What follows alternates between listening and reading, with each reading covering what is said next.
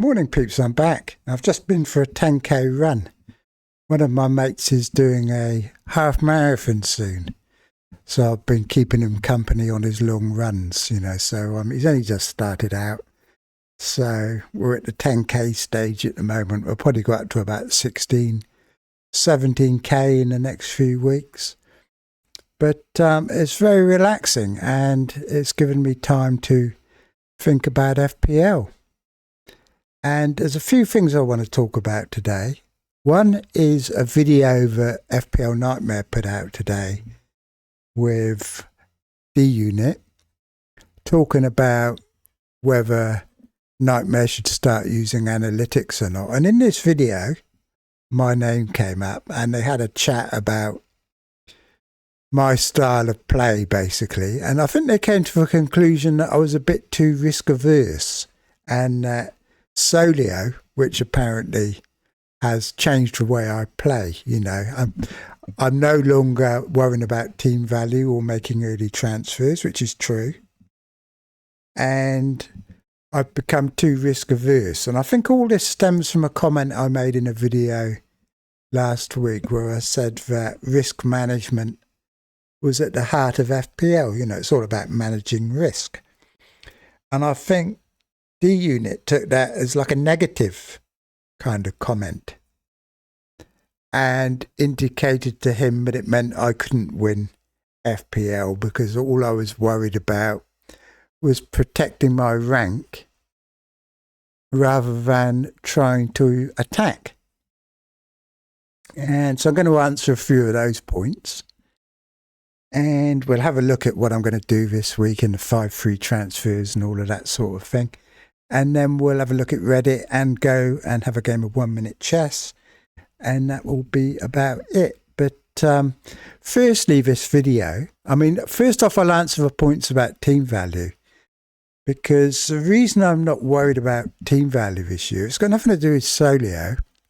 It's to do with the new rules and the fact there are now so many players at all price points that are useful that price has become a little bit irrelevant, I think. It's like if you go into a shop and you see two things that look the same, one is priced twice as much as the other, you automatically assume that the one that's double the price is better. But that's not necessarily the case. And this season in FPL, I think, is a prime example of that. Like you've got Rice and Saka. We assume Saka's best. He costs 10 million. Rice is 6 million. But I don't think it's true. They get their points differently, but it's hard to say which one is the best. You've got players like Bruno Guimaraes and Szoboszlai and Dewsbury Hall. All these players, all different price points, doing really well. Defenders, cheap defenders, doing just as well as expensive ones. Like the Cucurella. He's not at the top of the list of defenders, is he? You've got a Palace defender, 4.5 million. And so money really, I think, this season is irrelevant. Because there's always an alternative. I can look at my free hit and I would have actually done better if I'd had less money, because I would have got Dango Otara in instead of getting Sade in if I'd had less money. But there's me thinking, Sade's more expensive, he's probably a bit better. But it's not necessarily true. So, Salah's at the game. It's not like we need huge amounts of money. And it's one of those occasions, I think, this season where information is more important than money. Some people will argue it always is every season, but normally I am quite aggressive with price rises. But this season I just don't see it's worthwhile. I don't see the point. Because like I said, there's alternatives everywhere. So that answers that point. The second point is that I'm too risk averse. And like I said, it all stems from me saying that FPL is a game of risk management, which it is. It's all about putting yourself in the best position to be lucky and to. It's a bit like backgammon in that the roll of a dice plays a massive part in the game. But if you have your pieces on the best squares, then it minimises the damage when you roll a bad dice. So, so if you play gammon, backgammon, you know exactly what I mean. Like if someone's rolling double sixes every time, they're probably going to beat you. But you can kind of mitigate the damage to these bad rolls by having your pieces on the best squares to prevent that kind of major damage. And it's like that with FPL. They talked about my free hit. I just went and copied everybody else, apparently. Well, what I did was decided that I was going to free hit because the damage of not free hitting was huge for the fact that most of my rivals were all free hitting in that particular week. And it exposed a lot of risk. And that risk was mitigated by just picking the templatest team that I could find in that particular week. And it worked. The strategy worked. And it's the same logic I come up with when I captain Haaland, when I only own Haaland for Man City, as opposed to captaining Fernandes when I already had Fernandes and Cunha and knew that I'd do well, regardless of whether I captained one of them, because I already had two of them. It's kind of, you can play a different way where you can maximise your upside, but at the same time maximise your downside. But that's just not the style I play. And, I'm in a good rank, I think, this season for this time of year. I'm not usually at 120k or whatever I'm at now. So I still think I've got a chance, not maybe of winning, because I haven't had a fantastic start, but certainly getting in the top 5, top 10k. But D unit, as say, getting in the top 5, 10k doesn't matter. All that matters is winning. But realistically, you're not going to win.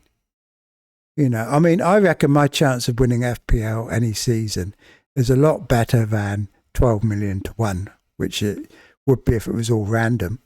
My chance of winning is probably like 100,000 to 1 or whatever. Probably anybody's chance of winning is 100,000 to 1. Or even say 10,000. Let's say it's 10,000, for example. Then you're probably only going to play 40 seasons at the most, aren't you? If you play it like all your adult life or whatever. So you're going to play at the most 40 seasons. So your chances of winning it, very, very low. Even if it was one chance in 1,000 of winning it, it's still very, very low that you're going to win it, no matter how you play. So, look at Fran. He's top 8k at the moment, I think, playing with a straight back. He's got a chance of winning it. He's got as much chance as anybody else. So to say that these people don't have a chance of winning it because they play template, I don't think is necessarily true. And, saying that I'm overly cautious, I don't think it stacks up anyway. I've got Cunha in my team, who is 3.5% owned. I'll tell you what, if he'd got 18 points yesterday instead of Bruno, I would have gone from 180k, I'd probably be in the top 50k now, almost, because the gaps are so small. And these are the players that can shoot you up the ranks very quickly. You don't have to pick random differentials, pick 11 random differentials, thinking it's giving you more chance to win FPL. Because I think you're deluding yourself if you think that way. So that's my answer to all those things anyway, Pips. Anyway, let's have a look at what's what for this week. Now, we've all got 5 free transfers. Some people, including D Unit, have... I really like D Unit, by the way. I don't like to sound like I'm having a go, because we have a lot of fun. We're all in a little WhatsApp group. Me, D Unit, Nightmare, Kanji, and Gary. We've got a little WhatsApp group going on where we have a lot of fun in there every day, like bantering with each other and everything. But some people see us bantering on the pubcast or the late night lock-in and assume that we're like having a go at each other and that, but we're not. It's all in good humour. Do you know what I mean? But some people don't get that, and they come on my comments and like start having a go at me for calling me Solio boy and all this. Well, they know it. That's not a fact. You know, I use Solio to customise everything and look at it. It's great fun. I'd much rather be playing around with that and FPL points rather than playing fantasy football manager or one of those computer games. You know what I mean? So it's just a lot of fun for me. I don't sit there, press a button and go, oh, look, I've got to buy Szoboszlai this week. Just doesn't happen like that with me. You know what I mean? I pick the players that I want, you know. But I do like looking at all the projections, and it actually alerts you players that otherwise I wouldn't even think of. You know, I was actually looking at Tavernier the other day because he was high up on the solver, and I was like thinking, having a look for myself. You know, obviously rejected it, but I still look at it. It still alerts you to all these players. So why wouldn't you use something like that? Good fun to use, and, you know, I don't see why you have to criticise somebody for whatever, you know. Madness, peeps. Anyway, let's have a look at what we're doing this week. So I've used one transfer, got Foden's, I've got 4 left. Now my strategy plan is to use one more. So I've got 3. I get another one next week to take me back up to 4. I don't want to have 5 next week because it forces you to use one. And I might not want to use one. So you could end up wasting a transfer. So much better to use 2 this week. And I think having 3 is like the optimum. You know, I never want to get down below that. So I use 1 this week, 2 this week, and then use 1 in preceding weeks. If any time I don't need to use one, I don't need to, and then I go back up to 5 again. So that's the plan. All right. I certainly wouldn't use them all because the temptation is to use all these transfers now on like short-term punts. And what's going to happen is, you know, like Arsenal defenders that are playing for the next 2 weeks and then never play again. What's going to happen is a few weeks' time, you've used all your transfers up, you're back to square one, and your team looks like rubbish. So I don't want to play like that. So I'll be looking to bring someone in. Now, the first thing I need this week is a defender. Because chips haven't fallen well for my defence. I mean, I could play Rodon away at Brentford, Senesi away at Man United. I mean, Senesi, the unit was going on at me, right? Because I played Anderson over Senesi. I mean, there's so much hindsight bias with that, you know. Senesi was away at Chelsea, who have scored in every single match after game week 1. And now, why would I have started him over Anderson, who was at home to a Palace team that are struggling to score goals? You know, I mean, it's so much hindsight bias involved in saying I should have started Senesi. But, yeah, I mean, you can always start them for the DEFCON points, but you certainly don't start someone away at Chelsea on the grounds that they're going to get a clean sheet and get you 8 points. Right, so who can I get? Let's have a look. I've got about 5 million to spend. Like I said, cheap Arsenal defender kind of guarantees you 6 points, doesn't it? Hincapi or somebody like that. Although I say it guarantees you 6 points, I think it's about a 60% chance that Arsenal actually keep a clean sheet. Villa defender, too short term, tough fixtures coming up. Bournemouth already got one. Brentford, I mean, next 2 fixtures are good. They've got a few reasonable fixtures. I mean, I don't see that many clean sheets ahead. Collins is good for DEFCONs, though. You know, there's a few times, probably 4 out of the next 8 weeks, when you might start him. Brighton, no good for me because I need one of a good fixture this week. Burnley, not good enough quality. Chelsea, I've already got Sanchez. I do not trust their defence. I think whenever they do keep a clean sheet, it's harem scarum stuff. Do you know what I mean? It's like, how the hell did they keep a clean sheet? You know, how did Evan Nielsen manage to miss that chance from 1 yard away from the goal? Crazy. So I always feel very lucky whenever I get a clean sheet for Sanchez. That's when you buy them there. Look, Wolves, look at this. What week's that? Game week 24. This is when I think this could be Palmer time. Look at this. West Ham, Wolves, Leeds and Burnley. You won't see a better combination of fixtures, and 3 of them are at home. I put it to you, peeps, that is the best set of 4 fixtures anybody will ever have. That is ridiculous. So bear that in mind. That is the time to load up. I might even have to get rid of Sanchez for that. Because like Sanchez would be a waste. Although, of course, there's always Maresca and his rotation to worry about, which is a bit of a problem. But like I said, you will never see 4 better fixtures in a row than that. Palace, the old tired narrative. But yeah, certainly not for this week.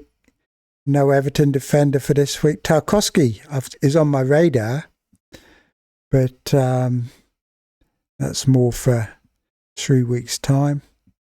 Already got Anderson. Fulham looking not the greatest, are they, at the moment? Not the greatest. I don't know when Robinson's back, but they could certainly use him. Liverpool, I won't be buying any more of their defenders, I suspect.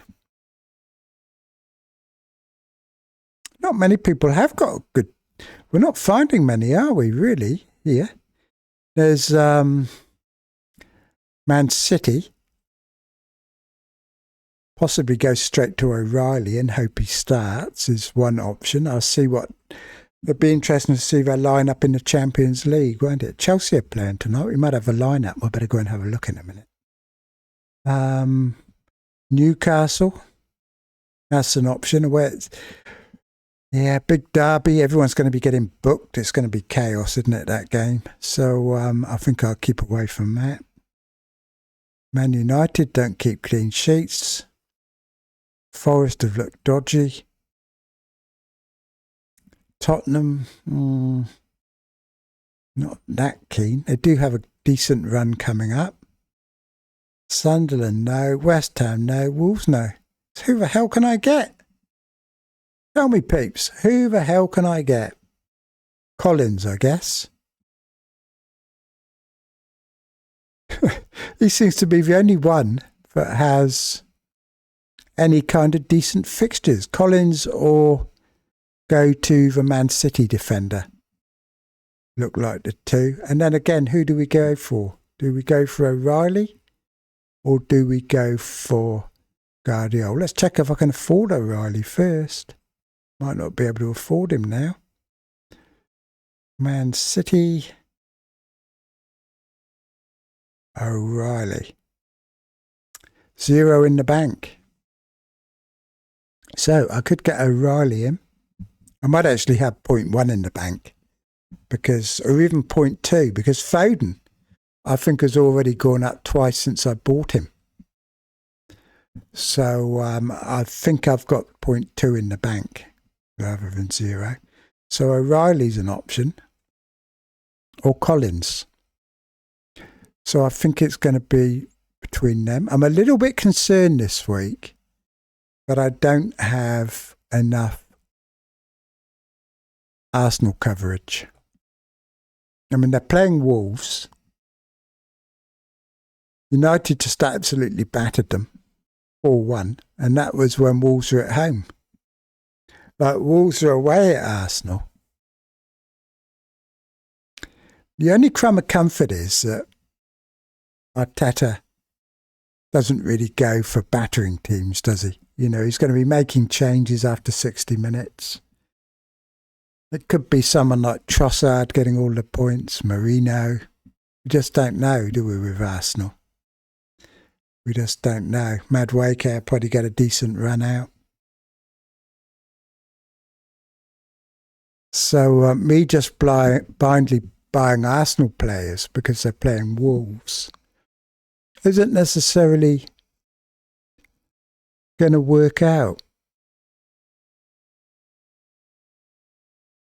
Isn't necessarily going to work out. I mean, I could do Virgil to Timber. That doesn't really help me though, does it, this week?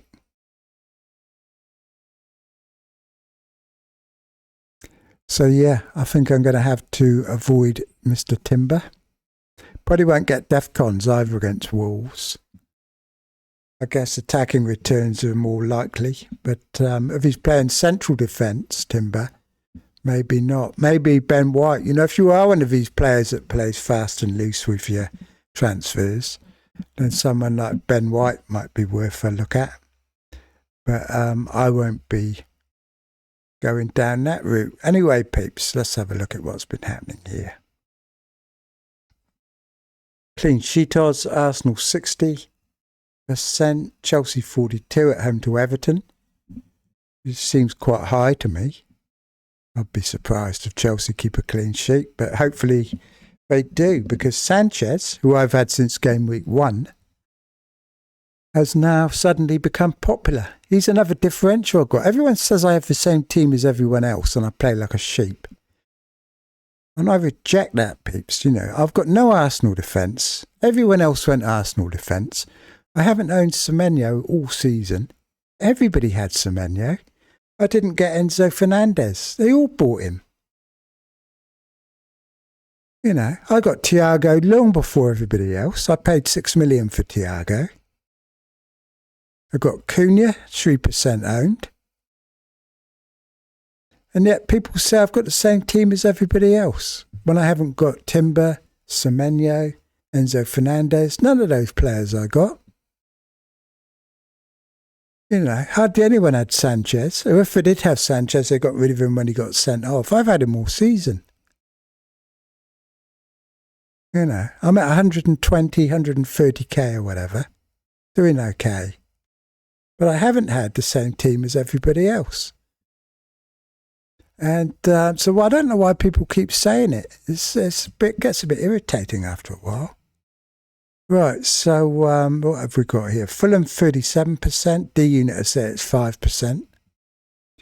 Brentford 36%, Aston Villa 34%, City only 31%. Newcastle, Liverpool 31%, Wolves only 8%. Yeah, maybe I should captain Saka. Maybe I could. So this is about the risk again, you see, because I've only got Saka. It makes me more want to captain him. Because if he does go off, they do go off. Like, a lot of people are going to get Rice and Saka, and, Timber and all of those. I'm a bit concerned about captaining Saka, though, just because of the minutes. Whereas Bruno Fernandes, you can pretty much guarantee he's going to play the whole game. And if Senesi's out, I think it's a massive shot in the arm for Fernandes and Cunha, for that matter. Honestly, looking at that game, Cunha could have had a big haul this week, a big haul. I think he's lacking in a bit of confidence, though. I mean, he saw that assist for the first goal. He could have, you know, he could have scored that himself, couldn't he? A confident Cunha would have took that on and scored it, I think. Instead, he passed it to Fernandes. And, yeah, goals are coming now. Goals are coming. And when they do, that is going to be a massive rank buster. Because the fact he didn't do that well this week means not many people are still going to go there, hopefully. So he's still going to be very lowly owned. Whereas Fernandes, every man and his dog's buying him this week. Every man and his dog. I won't look there. Let's have a look. So Palace only 19%, which is why I'm not really keen on playing the choir. He probably will get Defcons though, won't he? Probably will get Defcons this week.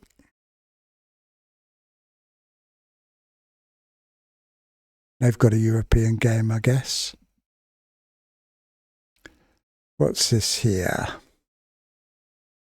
Defcon picks. Who are the best fixtures for Defcons? Senesi, apparently, if he's fit. Mukalele, Virgil van Dijk, Alderete, Tarkowski, De Ligt, Anderson, Ballard. Midfielders, Anderson, Caicedo, Bruno, Dewsbury Hall. I mean, Dewsbury Hall, it's just been ridiculous, hasn't he? Talking about Salah's points versus last year. I mean, he was never going to match out, was he? Never going to match out.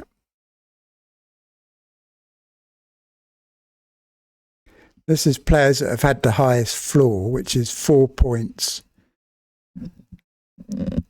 How often they hit 4 points. So Rice, 71% of the times he's played, has scored 4 points or more. So he's the highest. Saka's right up there, which surprises me. Caicedo, Bruno Guimaraes is up there. Fernandes, Anderson, Xhaka, Semenyo, Paulinho. A lot of defensive midfielders. And all these players are cheap, which is why, again, worrying about money this season, I think, is a complete waste of time. No Rice, Saliba and Trossard in training. Let's refresh this and we'll get the Chelsea lineup. From somewhere, let me have a look. I'll go to the Chelsea forum to get that. Sanchez, Achimpong, Chalobah, Badiashile, Cucurella, James, Caicedo, Neto, Enzo, Gittins, João Pedro. Damn. I've got Estevao in my fantasy team and he's not playing. He was playing most of the European matches. So no, that's interesting, no Palmer. No Palmer. So he's still very poor, he was at the weekend. I guess they're looking after Mr. Palmer, aren't they? So anyway, peeps, let's go and have a game of chess. Because honestly, go and watch that video, by the way. I have nightmares. And the bit where he's going on about me is at the end. And yeah, I don't think I'm too risk averse. Well, I'm just trying to play the game properly, you know what I mean? Play it the way I've always played it. Oh, go on then, have it. All right, let's see you get your night out. Or maybe you can.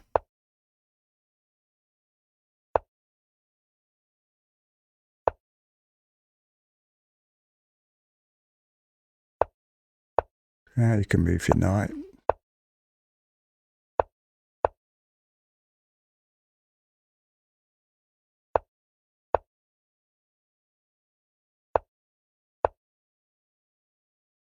I get my pawn back, I think.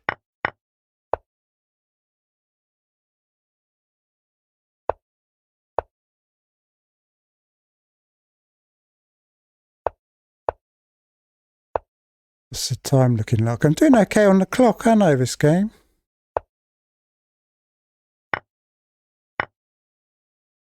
I don't know about the position though.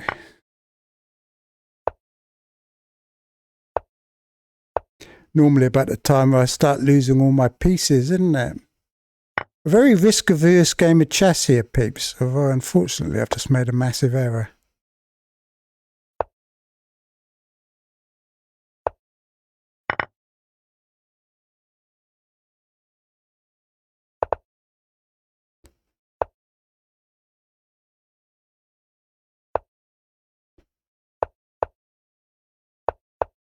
He's way too slow. He's playing good. But I mean, it's not going to win him a game, is it? Because he's going to lose on time. See, look at that. 14 seconds left. And he's gone. Go on, peeps. I don't know. I'm a bit miffed, actually, about this stuff about me being too risk averse. And so, just because I say that the game of FPL is about risk management, what's wrong with that? Do you know what I mean? They've taken it in a negative way, as if there's something wrong with that. About trying to protect your rank, as if it kind of stops you trying to win. You can do both. It's not one or the other. It's all about swords and shields, isn't it? You know, which is why someone like Cunha's in there.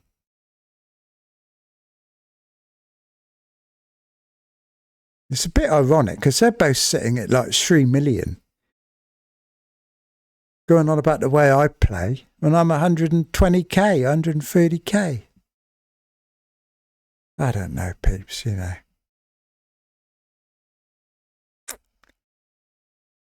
I think all this discussion about whether you should be eye test or analytics and all of that, you should just use everything and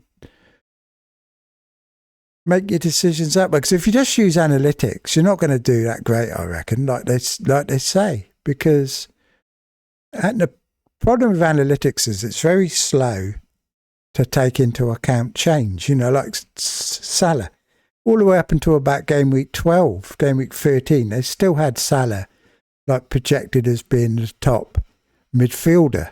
You know, when we could see long before then that he was in like terminal decline. So it can be slow to pick up on change. But at the same time, if you just watch matches and don't take any account of any statistics or whatever, then it's very easy to miss things. You know, because you tend to focus on one player or watch one player in particular and miss other things that are going on in the match. So just using only one of those things is probably bad. So you should take everything into account. But you shouldn't really go on at somebody for how they're playing the game, because you can play it how the hell you want. You know what I mean? I'm always looking for goat picks. You know, I don't like this idea that I just don't take risks and stuff, because I clearly do. I wouldn't have, you know, not having Semenyo after all those hauls he got and deciding I was going to take him on and not get him is, you can't say that's not making a stand. Do you know what I mean? Crazy peeps. Anyway, I'm off now. I've had enough. You know, I'm defeated. I've defeated peeps at this constant negativity that's been coming my way lately. Anyway, I'll talk to you all later. I'll see you all on the pubcast tomorrow.